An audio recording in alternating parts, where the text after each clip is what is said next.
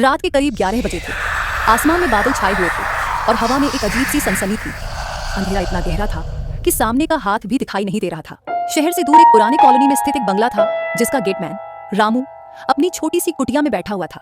उसकी उम्र करीब 60 साल थी और वह इस बंगले की देखभाल करते हुए 20 साल से ज्यादा समय बिता चुका था।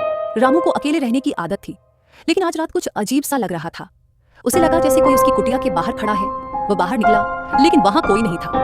हवा के साथ एक फुसफुसाहट सी आ रही थी, जैसे कोई धीरे से उसका नाम पुकार रहा हो। रामू, रामू! वह चौंक गया। यह आवाज उसे कहीं से परिचित लग रही थी।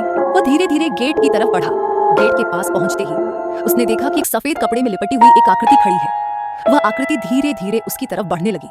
रामू का दिल धड़कने लगा। वह पीछे हटने लगा, लेकिन उसके पैर जैसे जमीन में गड़ गए थे। तुम कौन हो? रामू ने डरते हुए पूछा। आकृति ने कोई जवाब नहीं दिया, बल्कि और करीब आ गई। अब रामू उसके चेहरे को देख सकता था।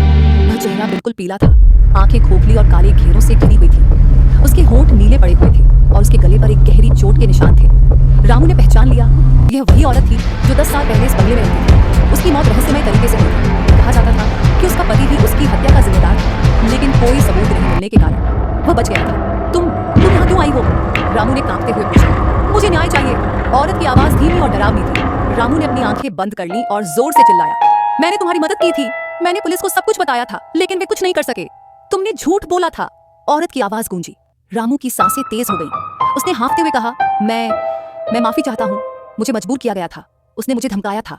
अब तुम्हें सच बोलना होगा, औरत ने कहा और उसकी ओर बढ़ी। रामू ने अपनी आंखें खोली, लेकिन वहां कोई नहीं था। वह अकेला खड़ा था और उसके चेहरे पर पसीना बह रहा था। उसने फैसला किया कि वह सुबह होते ही पुलिस को सब कुछ बताएगा। लेकिन सुबह होने से पहले ही रामू की लाश उसकी कुटिया के बाहर पाई गई।